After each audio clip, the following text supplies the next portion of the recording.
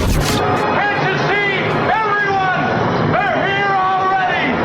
You're next! Let's go! Welcome to the future, where the glass is half full and you'll need new glasses, where you'll be jumping from conclusions. The past is annulled, and a new future is born! Never before in history has so much meant so little to so many. AD on the radio.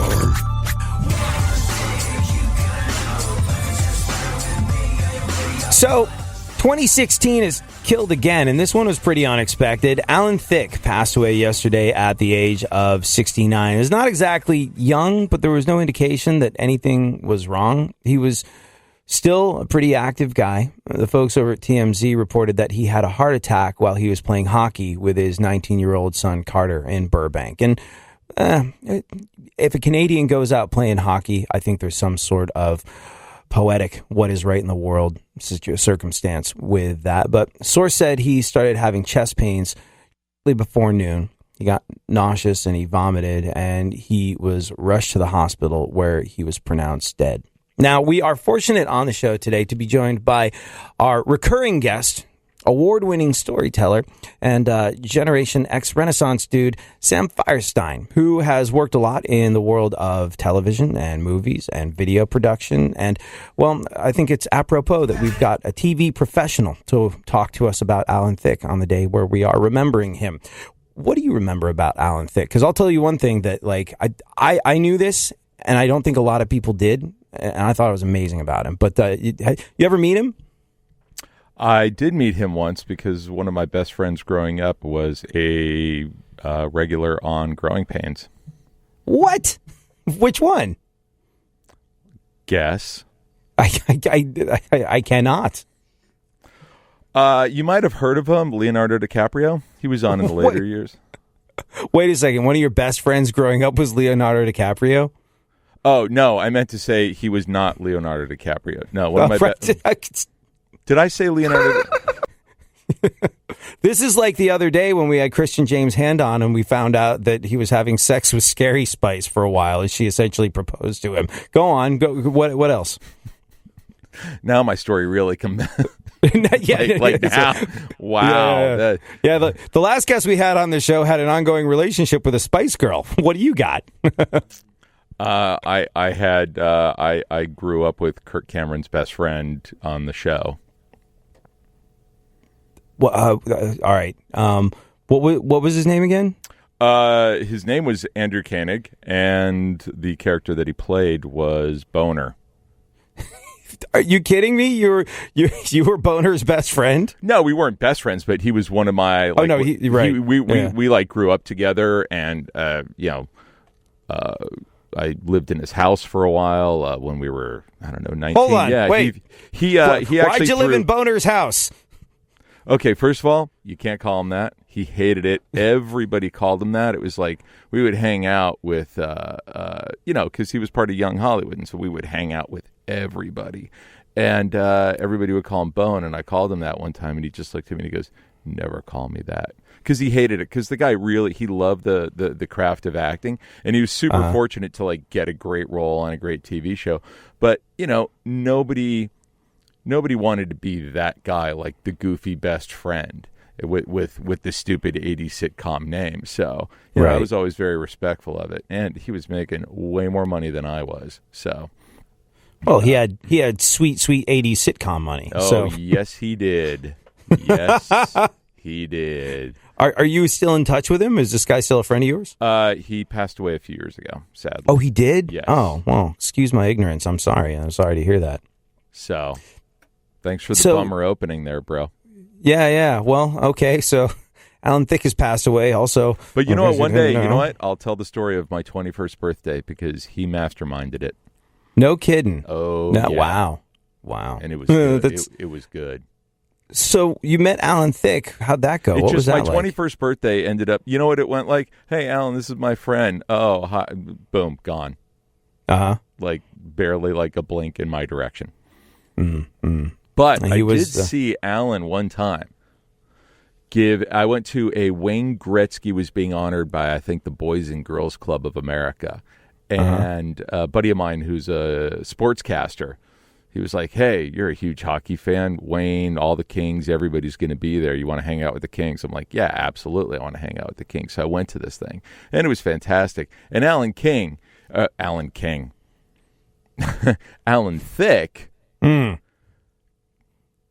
gave the big entertaining speech all about Gretz and introduced Gretz that night. And it was hysterical. And then Alan King came out. And then Alan King came out dressed as Wayne Gretzky.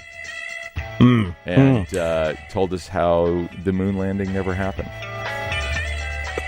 More with Sam Feirstein when we get back, and we continue to remember Alan Thicke through some of his best work.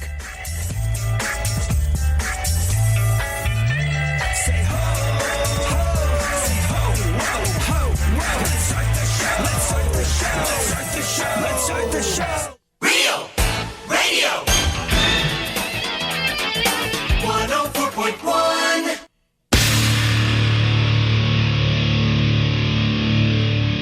Where the left and right come together for fundamental truths. AD on the radio, on Twitter at ADSXE.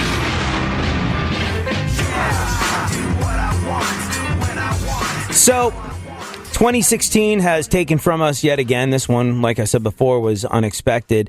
Alan Thicke passed away of a heart attack yesterday at the age of 69. Now, obviously, Alan Thicke was best known for playing the dad on Growing Pains, but his talent is something that goes a lot further than a lot of people recognize. He was an accomplished musician. He was quite the writer as well, and he wrote or co-wrote a whole bunch of theme songs for other famous shows. Here's a montage of his songwriting and his theme show work. And by the way, the Different Strokes theme, that's him singing.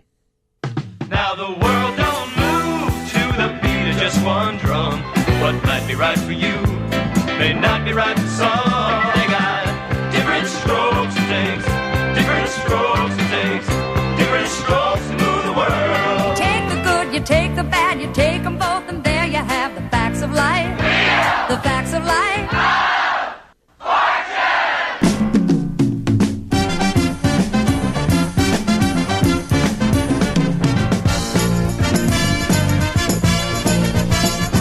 It's the Joker's Wife. And now here's the host of our show, Jack Perry.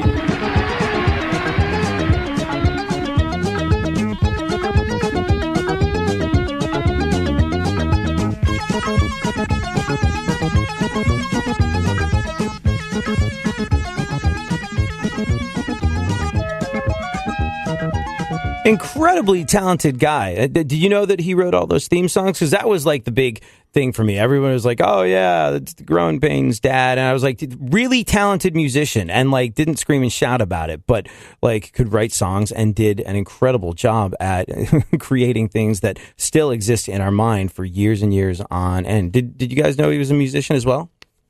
Oh, yeah, I did. I knew that he wrote theme songs. I'd read it somewhere, but I had no idea that he'd done Different Strokes. And the, tell me, that Joker's Wild theme song? Mm-hmm. What was that? That sounds like some Emerson, Lake and Palmer complicated stuff. Like, that's not just something that you sit down and plunk out because you decided you want to make a quick buck. You got to know what the hell you're doing for some of that stuff. That was peyote fueled, if anything. And he was also, even before he was an actor, he was head writer on Norman Lear's Fernwood Tonight, which was just an incredible show. He hosted a talk show, I think, in Canada. I mean, the guy, he was a Renaissance man. Well, he hosted a talk show in America, and he said, we got great ratings in Canada, and then they decided to bring us to America and put us up against Johnny Carson, and Johnny Carson got great ratings, and he was like, it died quickly, but it was a really great show.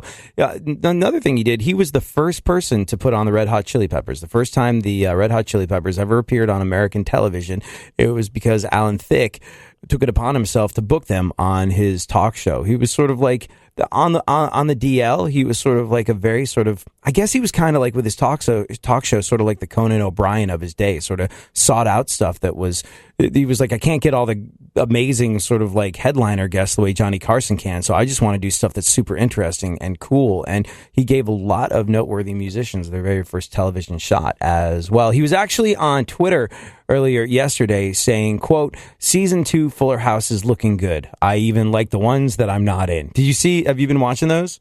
No. Is that's the Netflix reboot of Full House? Yeah. No. Did you watch the first season? No. First season might as well be called Fuller Blouse. It was aimed at men between the ages of 20 and 40 that grew up watching that show. And it was all about Jodie Sweetin. But the second season is like, it was one of those things where, you know how you spend more time adding things to your watch list on Netflix than actually watching Netflix? Like, it's one of the great paradoxes of having everything. Everything is just too good. You want to put it all there, and you don't want to miss anything, and you wind up watching nothing. Do you run into that problem? Yeah, every year I go through the Great Cleansing, which are all of the series and movies that I've recorded on my DVR that I will never watch, and I just hit erase series, or I go through my Netflix queue and just delete all of the things I've saved for the year. It's really preparing myself for the new year, cleansing. It's like a colonic for my devices. I am a horrible tech hoarder, whether it's email or whether it's watch lists or things like that. Like, I just can't so non-committal about deleting things. Like, maybe I need this Groupon from 2011. Like, I don't need it, but I can't bring myself to delete it. I have this clutching fear that I'm going to need something. So I am unable to delete stuff from my Netflix instant queue. Like, hey, I might want to watch this again. You never know. And I tried to add something to the queue the other day, and it wouldn't let me. I was like, it's broken. I was like, hold on, maybe it's full. And I tried deleting something and then adding something else, and it was a 1 in, 1 out policy with my Netflix instant queue. I didn't know you could max it out. I've never heard anybody talk about it, but I managed to do that. Go me. But because I'm so freaking non-committal and spend more time, I wanted to watch something, and there it was, glaring at me out of the front of the television, said, new season of Fuller House. I'm like, okay, this will probably suck, but I can't be bothered to flick around and make the big decision. I just need a little mental chewing gum while I sit here programming a radio station, trying to figure out which Metallica and Chili Pepper songs are going to make iHeartRadio more money. So pander to me, Netflix, pander to me. And I hit play. Dude, new season of Fuller House is hilarious. I belly laughed at every single episode. And Alan Thicke is on it, and he is hilarious and brilliant. And you know what? It's not like it doesn't encapsulate everything he was and everything he is, but if that's his last piece of work that the public is going to be able to view, you should be happy with that. He was really, are you really not funny. mistaking him with John Stamos? I am not.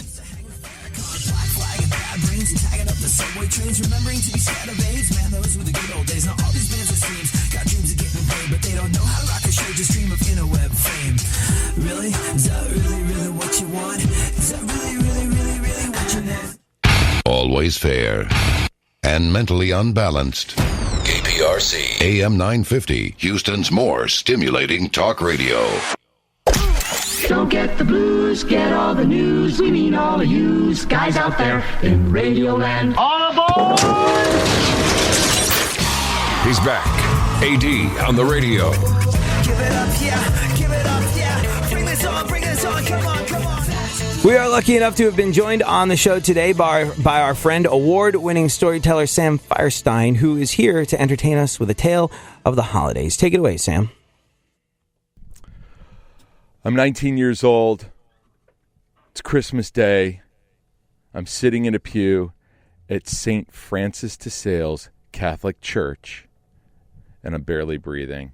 I am covered in sweat, and I'm just there's one thought in my head. It's like, get out alive, let me just get out of here alive. It had all seemed so innocent, right? In the beginning, it had just been like Rusty calling me up and said, dude, I guess you just did real well at Thanksgiving, because my mom, she just said, hey, why don't you invite Sam back and see if he wants to celebrate Christmas with us? And I was like, dude, really? And he goes, oh, yeah. And I'm like, wow, well, is Christmas cool? Like, is that cool? He goes, oh, it's great. And I'm like, because the thing is, I'd never celebrated Christmas before.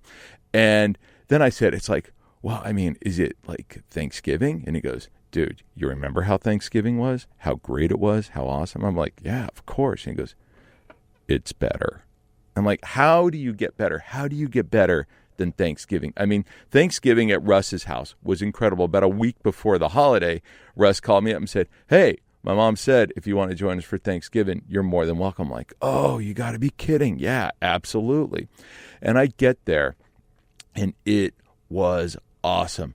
I mean, his mother had been cooking for days, and there was this giant turkey, and there was mashed potatoes, and hot, fresh baked rolls, and there was the yams, and with the marshmallows. And I mean, I think the main ingredient in every dish was butter, because everything was just like buttery, delicious, and good. And these people, like, they're originally from the Midwest, so it was just this like buttery, cheesy, warm, golden hug of a meal. And I ate myself sick and followed it up with like pie after pie after pie.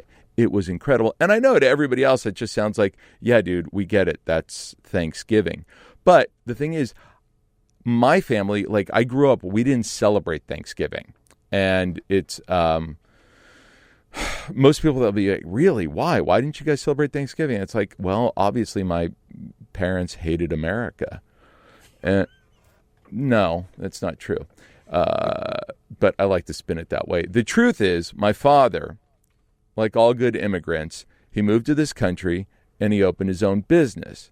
Sadly, it was a supermarket. And this was like way, way, way back in the days when it was like a normal human being could have like a mid-sized market that could compete in the world. And I mean, now those things are, feel science fiction-y, like winter in California.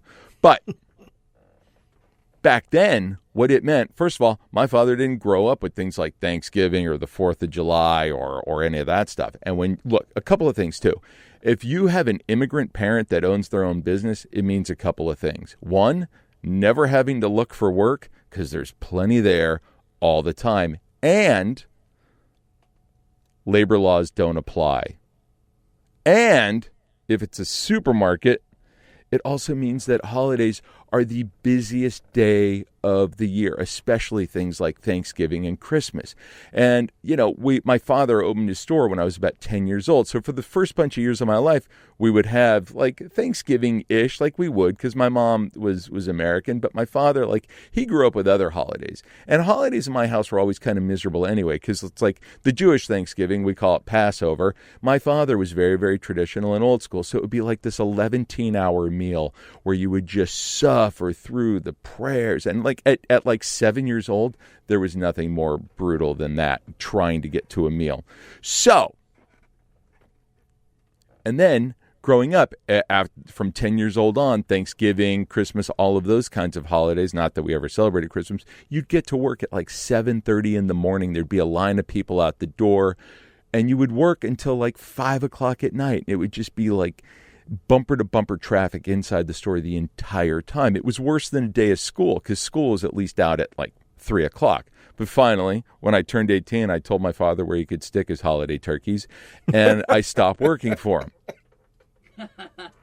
And then I'm 19, and I get this call, and I get to go have my first Thanksgiving as like a young adult, and it was incredible. And now we're coming back around, and it's Christmas, of which I've never celebrated. And also, it was like, I always kind of looked down on, I didn't look down on Christmas. I just kind of felt bad for my buddies who celebrated Christmas, because at Hanukkah, like, we would get 8 presents, like, right? Like, it would get spread out over a week. It wasn't like when you're a little kid, like, Christmas always seemed to me like your birthday, right? There's this huge buildup. It's like, my birthday, right? And you're building up for like 6 weeks out, and you can't, and you're like, is it there yet? Is it there yet? Is it there yet? And then you finally like, oh, it's my birthday, right? And you're like, and you dive headfirst into a cake, and you're just like eating yourself sick on cake, and then you rip open all these presents, and you're huffing and it's just, and then the next day it's just like, over, right? It's almost like a child's first orgasm when you think about it, their birthday. It's just, it's this huge explosion of emotions, and then the next day you're still sort of caught up in some of the glow of it, but it's over and you're not special anymore. Whereas Hanukkah, it was like 8 nights, and every night you would get a present, and it was pretty great, and it kind of got, spread out. Of course, in my family, it also meant came with like misery and fighting, but at the end of it, the price of that was, a gift, which I was good with. But Rusty's telling me that Christmas is actually better than Thanksgiving, and I don't know how you make Thanksgiving better. And I'm like, dude, how? And he goes, 2 nights, Christmas Eve and Christmas Day. I'm like, wait, so we're getting 2 Thanksgiving dinners? He goes, oh yeah, 2. I'm like, the second one isn't leftovers? No. All fresh, twice, 2 days in a row. I'm like, oh my God, I am in. And then Russ hits me with, there's just one little hiccup. What? You got to come with us to church. Because, Mom's real Catholic, and, we always go to Mass. And so if you want to celebrate Christmas with us, you got to go to Mass. I'm like, oh, okay. I can do Mass. That's cool. Is it cool? Like, can I go? Oh, yeah. No. It's totally cool. Just come to Mass with us. All right, cool. So, Christmas Eve, get there. Because it's like, yes, I will, like, trade in my Judaism for, like, 2 Thanksgiving meals back to back. I'm fine. And I figured it would be a cool experience to go to Mass. I'd never been. I'm open to new experiences. I get to Rusty's house, and the food, it smells great, right? And it's Christmas Eve, but it smelled great, but it smelled different. It smelled great, but it was like something was a little different. Something was just a little bit off. And we come in, and then we're in the kitchen, and his mother goes, hey, let's get everything out of the oven. So we open the oven, and we pull out, and there's no turkey. It's a giant honey-baked ham. I'm like, oh, I thought we were having Thanksgiving. He goes, it's ham, dude. Is there a problem? I'm like, he goes, I see you eat bacon. I'm like, yeah, but bacon's bacon. Bacon isn't ham. For some reason in my head, because I'd never really had ham before this, some reason in my head, bacon was okay. Ham was a whole different story. It doesn't make sense, but inside my guilty soul. And the thing is, it wasn't like I ever kept kosher one day in my life. I'd been eating shellfish forever. I drink milk with meat. There was no part of me that was ever kosher. But something about ham remained forbidden. But I was hungry. I hadn't eaten all day. I specifically did not eat any food that day so I could get to Rusty's house and just gorge myself sick. And he looked at me and he goes, you going to do it? I said, oh yeah, I'm doing it. And you know what? Ham? It's not bad. It's not bad at all. In fact, it was quite good. It was a giant honey-baked ham. So we have Thanksgiving dinner with ham. And I gorged myself on that fluffy pink flesh of the swine, the forbidden swine, the forbidden Christmas ham. And I packed myself sick with it. The next day, back at Rusty's, getting ready to go to church. And his mother goes, oh, it's so nice that you decided to join us for church. I told Rusty that you could just come at any time. You didn't have to join us. And I looked at Russ, and Russ was like, not looking at me, just had a little bit of a smile. I'm like, oh, okay, bastard. You see, the thing is, Russ and I, we were each other's own worst enemies, right? We were terrible to each other, and everything with us was kind of a game of hurt the other guy. And so you never knew which part was real and which part was fake when somebody was pulling a joke on us. But so we're walking up into the steps of church. And as we're getting to the door, I see people, and they're kneeling and crossing themselves. And I say to Russ, I go, Russ, what am I supposed to do? I'm not going to be, like, should I just, like, sit in back? Like, is this okay? Because I can't kneel and cross. I don't, like, and he goes, oh, yeah, no, dude, it's totally cool. It's totally cool. I'm like, oh, okay. And then he goes, just don't tell anybody you're Jewish. I'm like, wait, what? And he goes, yeah. I'm like, is that, what? Why? Is that a problem? He goes, well, some of them are still pretty funny about how you guys killed Jesus. I'm like, dude, we did not kill Jesus. Like, this is happening in the doorway of the church. We did not kill Jesus. And he goes, well, according to the Bible, you did. And I'm like, dude, you guys took that back. And he goes, look, he goes, like, I'm not personally saying you did it. I'm just saying people are still kind of funny about it. And I'm like, oh. Dude, I'm not going. I am not going. He goes, it's okay. It's okay. It's okay. just really keep it quiet. And then his mother turns around and she goes, would you boys get in the church now? And I'm like, oh, dear God. So we fall in, and Russ goes, as we're walking, he goes, just get behind me and don't make eye contact with anybody. So now there I am sitting inside this church, and I am just sweating bullets because I am not kneeling. I am not crossing myself. I am not doing anything, but I know everybody's staring at me. And it's not like I think like, oh, they all know that he's Jewish, but they know something's off because I am not kneeling and I am not praying. I'm not doing anything that they do. And to make matters worse, when we walked into the church, up on the stage, the podium, a giant life-size nativity scene, life-size cow, life-size sheep, life-size Joseph and Mary and baby, everything is life-sized. And I'm sitting there, and the problem with me and Russ is everything is a joke to us, nothing is sacred, and everything is funny. And I'm like, how can there be? And the problem was also the cow's head was right behind the priest's head. And so the whole time that the priest would like move and talk while he was praying, there would be this giant cow looming over behind him. It was enough to kill me. I could barely keep a straight face. And Russ also told me, I was like, well, Russ, how long is Mass? And he goes, it's about 4 hours. And we're 40 minutes in to Mass. And I felt it. I felt it happen. I was like, oh, dear God, no. I had to sneeze. And it was awful. I was like, I cannot sneeze. And then everybody started singing. The priest started leading everybody in this giant prayer. And I was like, oh, this is great. I can let the sneeze go. And I went, the place goes dead silent. And I let out the most echoing, horrible sneeze that just reverberates through the entire church. The stained glass starts rattling. That was what it was like. And it had been stone silent in there. I'm horrified. And Russ leans over in my ear and says, you just ruined it all. And I lost it.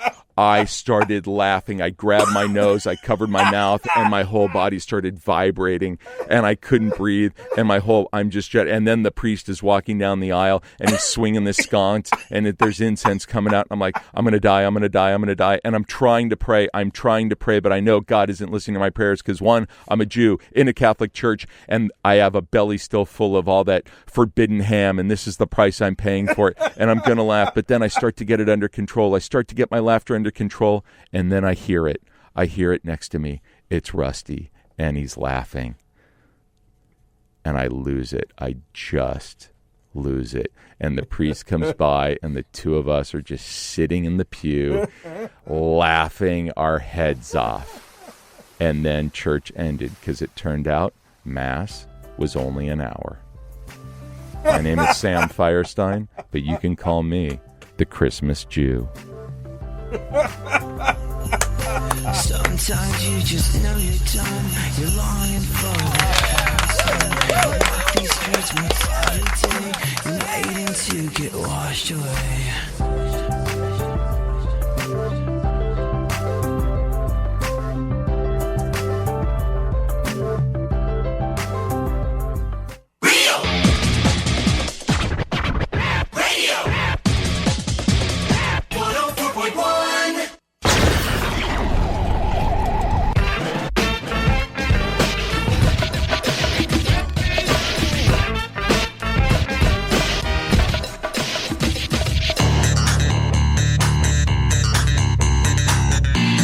Now, more AD on the radio.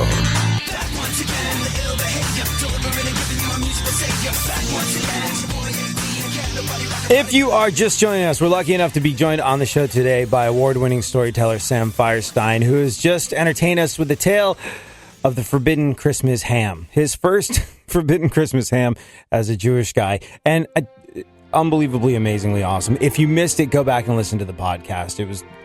I was an absolute fit. My chest hurts. I was laughing so hard. And the great thing about Sam's stories, all true, all things that really, really happened. So what do you do during the holidays this time of year, Sam? Do you go have more forbidden Christmas ham? Oh, yeah, absolutely. There will be a forbidden Christmas ham crossing my lips once again. Christmas Eve. And with also there will be because I live in the Los Angeles, some of them fine Christmas Eve tamales as well. Ooh. Very good. You very guys good. just don't know.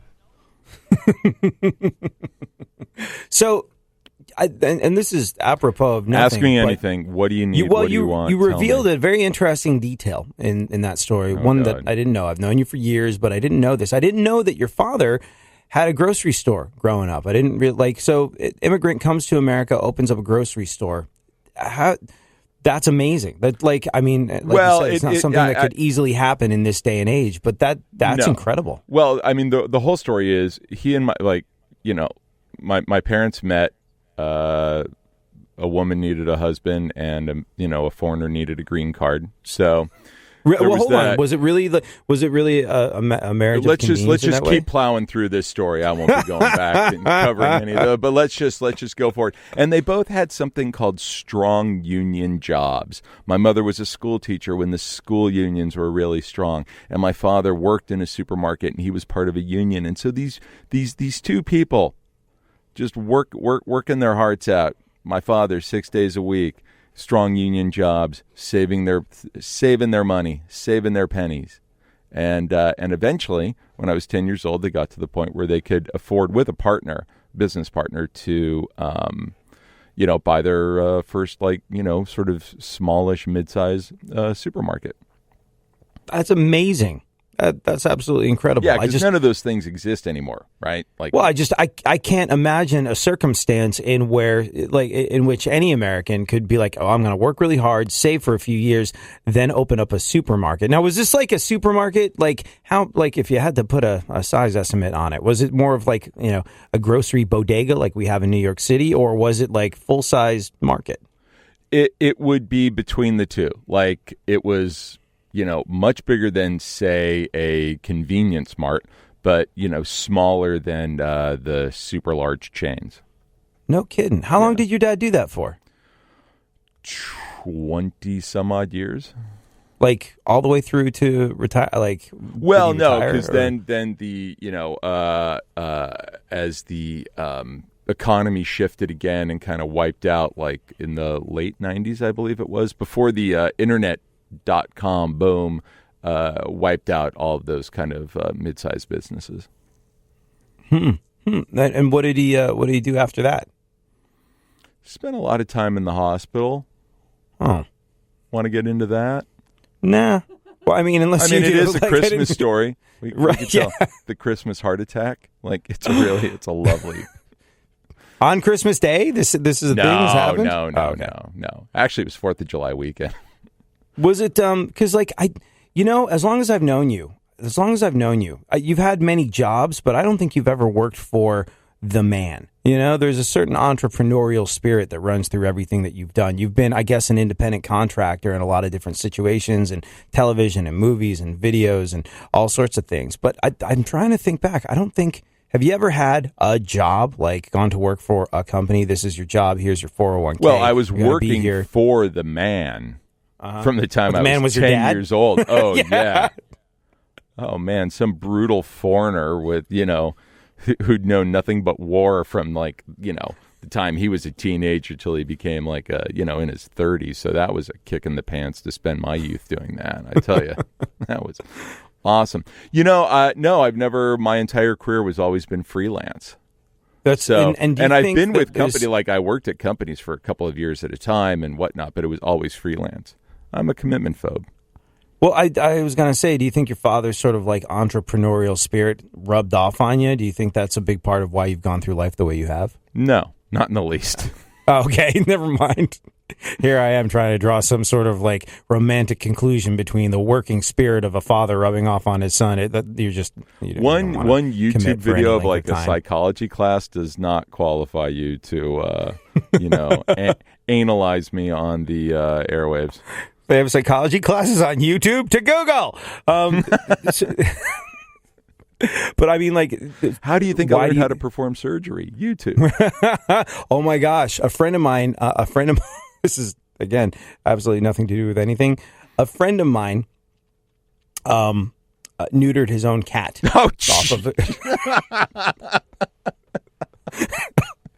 off of a with YouTube his teeth? video. Like how? No, and he documented the whole thing on Facebook. He took pictures. He did not take video. And to be fair, I think he was not qualified as a veterinary type of dude, but What's he's his one of job these guys. in real life? What's his job? Okay, so this is a very, very interesting guy.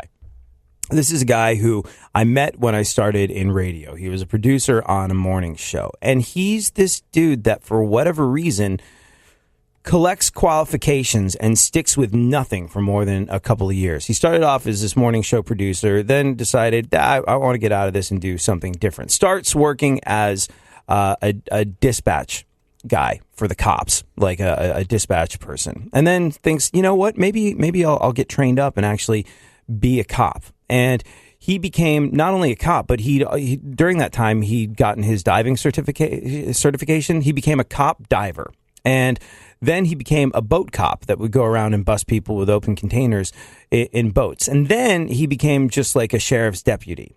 Got bored of that and decided I want to do something that can allow me to travel around the world. And became an air traffic controller. Moved to St. Thomas and became an air traffic controller in the Virgin Islands. And he was like, well, this is kind of dull. This is a little bit boring. I'm going to come back to America and become a train conductor. So now he has his ship's captain's license. But during all of his training, he also, I think, became a paramedic. And that is what he felt qualified him to operate on his own cat, who is fine to this day, by the way. I would never advise this, but it worked out well for them. Real radio. 104.1. There's something happening here, and you should know what it is. The dumbing up of America. Now, more AD on the radio.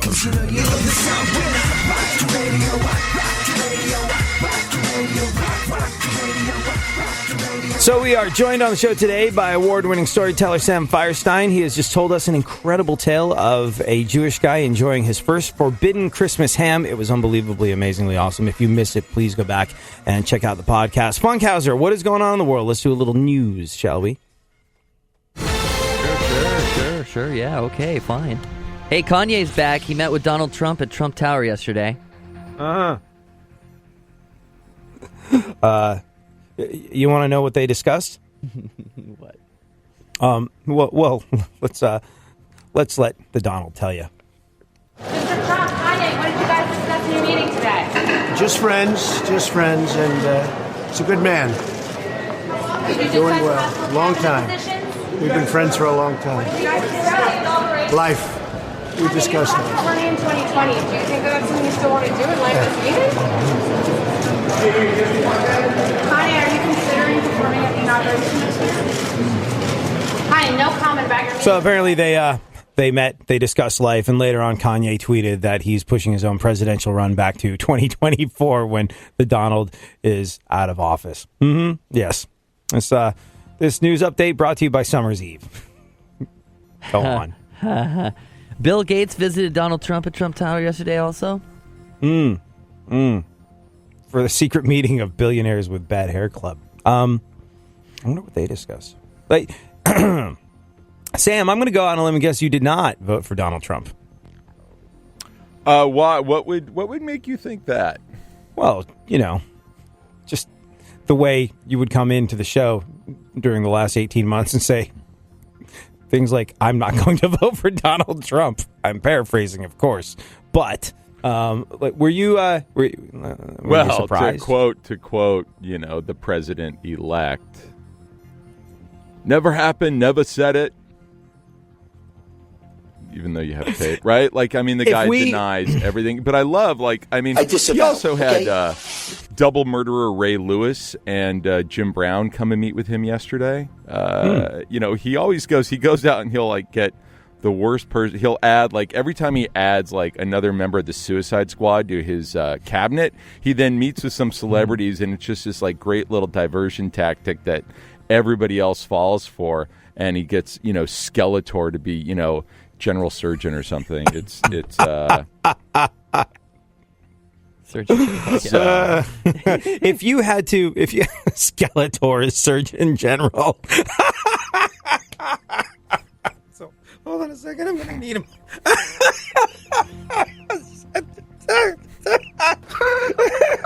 going to need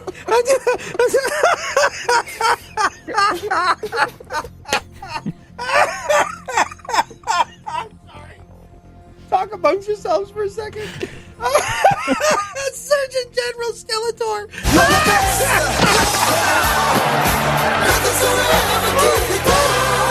Oh, my stomach. Oh, God. Oh, my God. I'm sorry. I mixed Skeletor up with Carly Fiorina. Not that it needed... Not that it needed it, but our entire friendship has just been validated. Oh, my God. Oh, God. All right. What were we talking about? If you had to pick... If you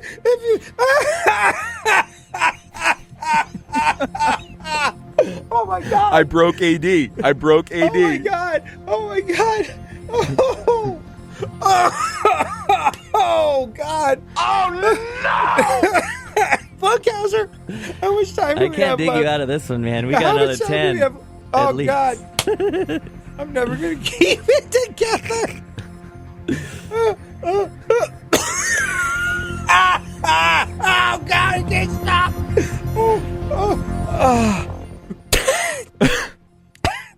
Sam, Yes, if sir. you had to pick one campaign promise that Donald Trump made, one of the pie in the sky ones, if you could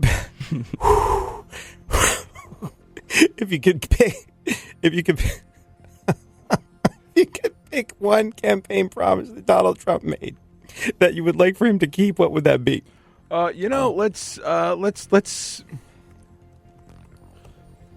Let's take a look at like a list of his campaign promises. Oh, here we go. Let's see. Donald Trump's top 10 campaign promises. Let's see what they are. Let's have a little choice. Well, let's go multiple choice here. Let's see what we have to choose from. Oh. I disavow. Let's see. Okay? Oh, well, making Mexico pay for a wall. That would be kind of. I just would want to see the C-SPAN airing of him making that. Bringing manufacturing jobs back is. Oh God, there's all. I mean, the manufacturing jobs, keeping them in America. Like, I mean, I don't know if this is in any way, shape, or form part of his plan, but the reason companies like Burger King buy little Canadian donut chains is so they can base themselves in the Great White Frozen North, where corporate taxes are significantly lower, and that can be their base of operations. And, you know, if he does provide an environment in America where, you know, it's easier to do business, where maybe once again, people like your dad could start their own grocery stores, that would be kind of cool. For me, like and it just sounds so improbable, but I'm like, okay, the Donald, if you can do this, if you can just keep one promise, it would be the healthcare thing, because he promised a seamless transition between what we have now into something that works for everyone. Now, what works for everyone? That's a big moving target that's very, very hard to hit. But I know so many people that are just like, January 1st, I got nothing. If I sprain an ankle, if I break a leg, if I get a cold, I'm cooked. And I know so many people that are genuinely worried about healthcare. Like, if he can keep one of those pie in the sky promises that, let's be real here, all presidential candidates make some of. His were viewed with a significant dose of incredulity from the entirety of the world. But if you keep one thing, it would be like, hey, we're going to have a seamless transition between what we got now and a type of healthcare that works for everyone, that will not leave anyone, specifically our veterans, out in the cold. I was like, you know what, the Donald, do that. That would be a great starting point for me. Not that he's really sort of like basing anything he does around what works for me. It's more like Kanye West. But if he could do that, I would be kind of stoked. You know, the Washington Post published a list of 282 of their favorite campaign promises he made. And I think number 4 is the one we can really count on him holding true to. Mm-hmm. He refuses to eat another Oreo cookie until Nabisco fully moves production back to the United States from Mexico. Where's Nabisco? Where on the Oreos other being... side of his Mexican wall. Oh, he's also gonna. I want to see him take on Tim Cook to get Apple to start building their damn computers and thingies in this country instead of other countries, to quote unquote. Well, I mean, look, if there is something that he maybe has, a shred of hope of doing, it's making it easier for people to do business in America. That's his whole thing. Business. I do business. I know business people. I've got business people and politicians in my pocket. I can provide an environment in America where business can and will be done. And will make America great again. Shocker. I didn't know Oreos were I didn't know Oreos came from Mexico. That's I don't know where I thought they were. It never. Okay, you want to? How much do you like? He also claims that he's not going to take the $400,000 salary per year that the presidents get. What do you think? What's he going to do with it? I think he's going to take it. I don't believe he won't take it. I mean, yeah, I'm not. I don't know if it's still going on, but like absolute pandemonium and gridlock and destroying the economy of sort of like a square mile of New York City around Trump Tower, because like it's all. Have they figured this out yet? Have they sorted out how they're going to deal with the fact that he's kind of like back and forth between the White House and Trump Tower? Like they've had to close down large chunks of New York City to protect the president-elect. Now, I don't know where folks tend to live before they become president of these United States of America. I would imagine a lot of them live in Washington, where there's a certain type of secure infrastructure already set up to protect politicians and president-elects and types like that. I don't know if we've had a politician that lives smack dab in the middle of New York City getting ready to be leader of the free world. But I do know this, because of that, I know businesses are really, really hurting in and around where he lives in Manhattan, because you just can't get there. So there's like, people have dinner reservations at restaurants, and they're like, you just can't go there. You can't get in. And New York City hit can't get in. The federal government with, a $35 million bill saying, hey, you guys got to pay for this, for the security that it takes to, keep Trump Tower safe. And we'll see. We'll see how all that works out. Yeah, I know. And also, imagine if you lived in Trump Tower. I can't imagine that anybody... I'm throwing a party at my apartment in Trump Tower. And no one's coming. Every single person. For your surprise birthday party, we have to have every single guest fill out. Yeah. And paperwork and be met, go through security with the Secret Service. Yeah, I don't know. I mean, what would the responsible thing do? Like vacate Trump Tower? I think even if he said he was moving out, they'd still have to have those security measures. I mean, like, remove from the situation that he's Donald Trump for a second. I think that would be the case with anyone, right? That would be the case with anybody that was like, I'm from New York City and I'm going to be president. Like if Bloomberg was the person that wound up being president, like he would have a similar situation, or Rudy Giuliani, it would be a similar situation. But like it is kind of unprecedented to have that happen, where you got to shut down an entire chunk of the busiest city on the face of the planet and then stick the taxpayers with the bill for the security. But Bloomberg wouldn't leave his wife and kid behind in the building and only be a part-time resident at the White House.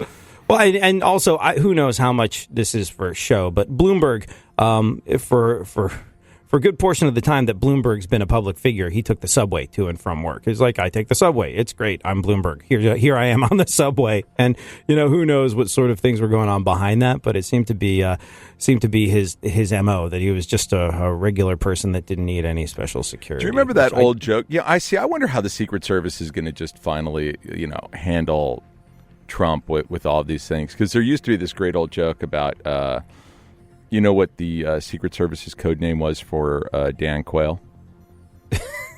No. Mr. Vice President. Yeah. I wonder. Had anyone heard from Dan Quayle? Didn't he pop up during this election? Like, wasn't he? He sort also of a Trump had supporter? a meeting with Trump at the Golden Arches of Trump headquarters. Go on, Funkhauser. More news. What were we saying? Nothing that matters anymore. Nothing matters anymore. We're all going to be dead. Well, it is a day where we're celebrating Christmas. So take from that what you will. Nothing matters anymore. We're all going to be dead. Thank you, Sam Feirstein. Ham. It's been more ham. Just more Eat as much ham. ham as you want. The end is nigh. We'll be back tomorrow and do this all over again. Thank you, Sam Feirstein.